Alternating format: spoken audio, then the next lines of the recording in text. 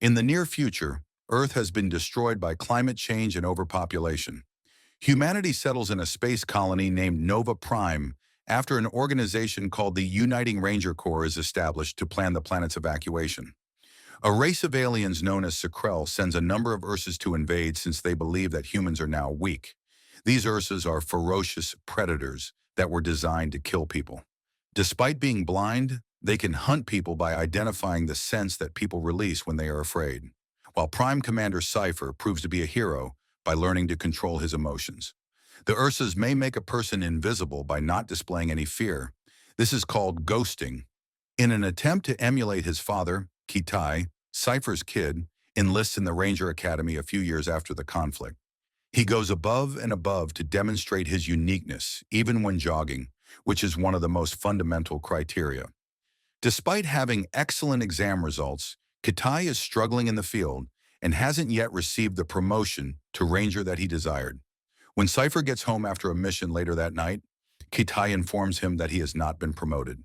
Rather than offering consolation to his son, Sci-Fi remains aloof as usual and remarks that Kitai must not have been prepared because the commander is skilled. As though he didn't know how to switch off the soldier mode, Sci-Fi is usually aloof with his family. He even demands that Kitai address him as Sir and shouts commands at him at the table. Following dinner, Sci-Fi informs his wife Faya that he will be departing the following day to teach cadets in Ifito and presents her with a gift he received from the mission. But once that mission is finished, he plans to retire and work in the administrative department alongside her. Faya is happy to hear it and emphasizes that he should talk to Kitai more, spend more time with him, and be less aloof. Instead of a commanding officer, Kitai needs a father. Because Kitai blames himself for his sister Senshi's death and attempts to relate to her by reading her favorite book, Moby Dick, she believes Kitai has a lot of insecurities. In light of this, Sci-Fi goes up to Kitai and promises to accompany him to Ifito. Later on, as the group prepares to depart, Kitai sees a ranger with a severed limb approaching his father to thank him for saving him during the Ursus conflict. The ranger urges his friends to assist him rise up and give the correct salute in honor of humanity's hero, even if Sci-Fi believes it is not required. When the journey starts, Kitai tries to communicate to his father and tell him he's reading Moby Dick. But Sci-Fi is reticent and gives him succinct, icy responses. He then advises Kitai to relax for the remainder of the trip. Pretending to follow orders, Kitai gets up to tour the ship once Sci-Fi falls asleep.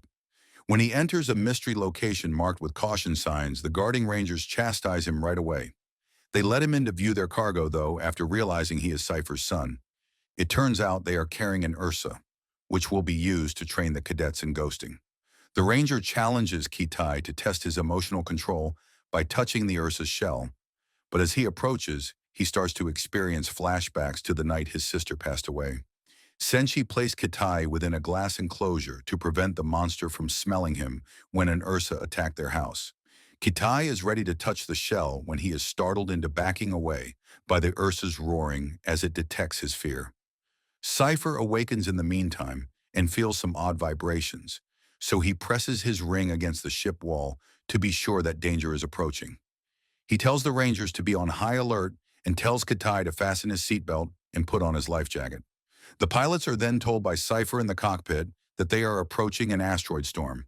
The spacecraft starts to shake as it is struck by the asteroids, losing an engine before they can change their direction. To get to a new anchorage, Sci-Fi tells the pilots to go through the closest wormhole. The ship safely exits the wormhole and emerges close to Earth, which is forbidden by law due to its perils. Sci-Fi wants to go somewhere else, but the pilots tell him they have to land right away since the ship has sustained too much damage.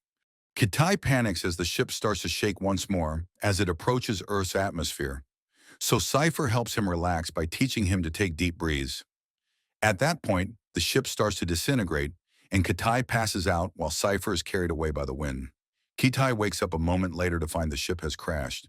When he gets up from his chair to find the others, he discovers that every ranger is dead. Fortunately, he locates Sci-Fi and verifies his survival, so Kitai waits for him to awaken while sitting next to him. As Sci-Fi awakens, Kitai tells him that since the ship's tail has vanished, the Ursa has also vanished. When Kitai tries to use the emergency beacon after Sci-Fi leads him to the cockpit, he finds it to be broken.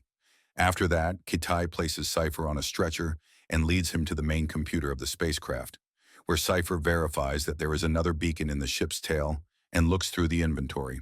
Cypher assigns Kitai the task of locating the tail, which the scanner indicates is roughly 100 kilometers away because both of his legs are injured. Kitai is then given his blade by Cypher, along with 6 vials of air filtration inhalers to aid with his breathing in the harsh atmosphere of Earth. He also tells him that Cypher would be able to view whatever Kitai sees because the life suit and the backpack are equipped with cameras. Everything on Earth has evolved to harm people, so the boy needs to exercise extreme caution. This reminds Kitai of the time he had to witness his sister being slain by an Ursa. Cypher believes the Ursa they were carrying must have perished in the collision when Kitai questions him about it. However, it is safer to presume that it is still in existence. When Kitai exits the spacecraft after using one of the inhalers, he becomes extremely anxious due to the sight of all the bodies nearby. Cypher forces him to kneel in order to soothe him and reminds him to focus on the here and now in order to face his worries. After that, Kitai sets off on his adventure, meeting many species he had never seen before. A spider on his hand startles him as he climbs a rock, and upon reaching the summit, he witnesses livestock grazing on the plains and birds soaring over the sky. The view is breathtaking, particularly for someone who has always been in space. Cypher warns Kitai that the temperature lowers significantly at night as he launches a number of probes to locate the Ursa. He needs to locate one of the numerous hotspots before nightfall in order to survive. After confirming that his leg bones are shattered through a scan, Cypher considers taking medication to combat the discomfort. But when the label informs him that the shot may cause drowsiness and eye impairment, Cypher is reminded of the moment his daughter contacted him during the battle. Since actual books were becoming rare, Senshi's discovery of an original copy of Moby Dick was significant. Cypher chooses not to take the medication since he is beginning to regret acting so coldly toward her enthusiasm. Kitai discovers his outfit has turned black a few moments later. According to Cypher, it has motion sensors, and the color black indicates that a life form is pursuing him. Cypher tells Kitai to remain motionless as a big baboon suddenly appears out of the forest, but Kitai prefers to scare it away by throwing a rock at it. As a result, several baboons emerge and start hurling pebbles at Kitai. To prevent the baboons from pursuing him, Cypher leads the youngster as he starts to run as quickly as he can in the direction of the closest river. Kitai swiftly crosses the river, but he is too frightened and anxious to stop running with his sword out, even if the baboons are no longer pursuing him. In order to get him to stop and take a knee and calm down, Cypher must yell at him. Cypher urges his son to inspect Kitai's body since he has discovered poisons in his system. When Kitai realizes he has a leech on his hand, he removes it right away, but the toxin remains in his body. When Cypher instructs him to inject the antidote, Kitai needs to drop his body on the needle to make it stick and lose consciousness because he is beginning to lose sensation in his hands. A few hours later, Kitai is forced to wake up in order to locate a hotspot, which is 10 kilometers away, after Cypher sees that the temperature is dropping. As Kitai starts to run as quickly as he can, Cypher hears the computer tell him that his son requires an artery shunt to treat his leg. Once more, Cypher endures the discomfort of the procedure and refuses to take the medication. He recalls being on a mission and having to watch Senshi's 19th birthday celebration through a screen while he works. Only after much pleading did Cypher agree to blow out the candles on Senshi's cake. Kitai, who was younger, blew out the candles for him. After arriving at the hot spot, Kitai inspects his equipment and finds that 2 of his inhalers are broken, but he tells his father he has them all. Although Cypher doesn't elaborate, he notices a response on the screen that might be a sign of deception. As it starts to rain, Kitai hides under a tree with a vial and takes advantage of the opportunity to ask his father how he was able to remain anonymous during the war.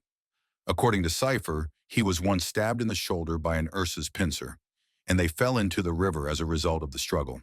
The Ursa attempted to drown him, but Cypher's acceptance of his death caused the pincer to emerge since the Ursa was unable to locate him. Cypher had realized fear was a myth. Anger is merely a concept in people's minds regarding the future, even if it does exist. The probes have discovered some intriguing readings, so Cypher sends Kitai to the waterfall the following morning.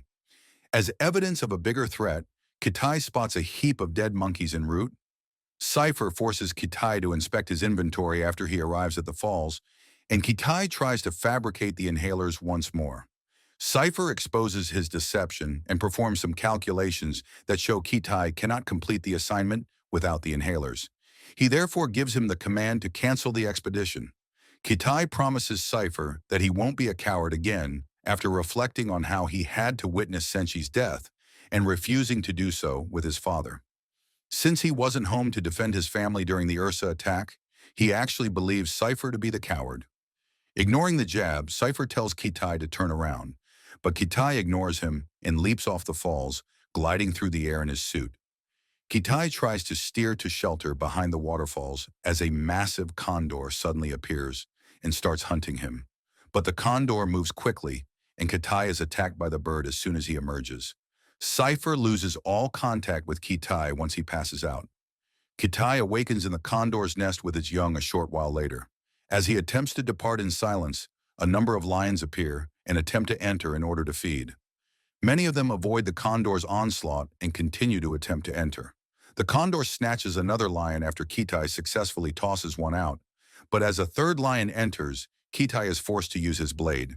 He makes a hole in the ground to force the lion to fall because he doesn't want to fight.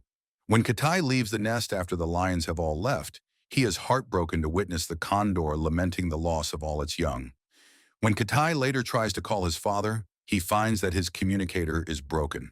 Sci-Fi's drones back in the ship send him pictures of the Rangers' carcasses dangling from a tree, indicating that the Ursa is out and about. In order to let his wife know that he has lost his son, Sci-Fi chooses to record a message. To avoid the night cold, Kitai continues to go through the forest and shelters within a cave. He discovers cavemen's artwork within, along with numerous poisonous snakes that he narrowly avoids. Considering his goods and the remaining distance, he calculates that although his prospects are slim, he must nevertheless make an effort. When Kitai emerges from the cave the following morning, he discovers the condor is pursuing him. Kitai starts to flee since he thinks it's going to attack, and he soon has to use his final inhaler. Kitai then constructs a tiny raft to help him navigate the river. He tries informing Senshi that he nearly left the enclosure to assist her on the day of her death, as he naps and dreams that she is beside him. Even though Senshi doesn't believe him, she doesn't mind because she believes that preserving himself was the proper thing for him to do. Additionally, she believes Sci-Fi is upset with himself for what transpired. Senshi yells at Kitai to wake up as he attempts to recite Moby Dick to demonstrate that he has been reading it. When Kitai opens his eyes, he sees that the raft has landed. Kitai rushes to find a hot spot because it's becoming cold outside, but he doesn't find one quickly enough, and as the plants around him freeze, he passes out on the ground. When Kitai awakens in the morning, he finds something on top of himself that has kept him warm. It turns out that the object is the condor, which died to rescue him as a thank you for defending its chicks. Kitai expresses gratitude to the creature and proceeds on his adventure. Finding a fragment of the ship on the ground motivates him to continue even if his breathing is becoming difficult. When Kitai eventually locates the ship's tail a few moments later, he grabs a fresh blade and additional inhalers. He then explores the area and discovers that the Ursa shell is open, indicating that the creature has fled. In his dream, Sci-Fi is back on the ship and young Kitai is giving him his own blade. Kitai's voice abruptly wakes him awake because he discovered a communicator and a beacon in the ship's tail. Kitai is in the black zone and cannot hear Sci-Fi when he tries to speak to him. Unaware of this, Kitai attempts to use the beacon but is unsuccessful. Kitai throws a rage out of frustration and desperation, but he quickly recalls his father's counsel and takes a knee to calm himself. Kitai understands that there is interference in the vicinity and that he should be able to activate the beacon without any problems if he climbs the nearby volcano. Kitai discovers a ranger's body while traveling to the volcano, and the Ursa is left there to frighten him and set off his hormones.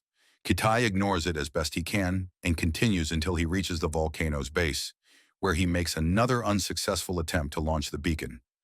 When Sci-Fi sees the Ursa on the scanner, he hopes his son will act quickly to avoid being discovered. Kitai then ventures inside a cave in an attempt to locate a route to the volcano's summit. He discovers the Ursa waiting for him inside. The beast attacks right away but is ensnared beneath a stack of boulders. When the Ursa breaks free and starts to hunt Kitai, the boy chooses to hide in a pool of water. Cypher loses access to the medical treatment back on the ship when the computer malfunctions, and he starts to lose consciousness. As this is going on, Kitai swims in the direction of a light source, which enables him to surface again into a pit. The Ursa leaps out of the lake and seizes the boy's foot as he begins to climb it to the summit of the volcano.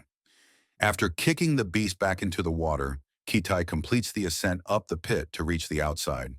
Kitai tries to turn on the beacon right away, but the Ursa comes back and leaps on him, knocking him to the rocks and causing him to drop the device.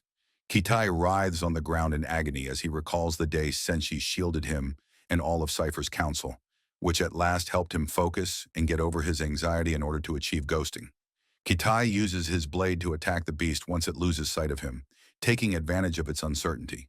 It simply takes Kitai a few accurate blows to kill the beast because it is unable to protect itself. Cypher witnesses all of this before he permanently loses consciousness. A few hours later, the Rangers show there to save them after Kitai eventually sets off the beacon. Although Kitai is concerned about his father, he assures him that he is doing well.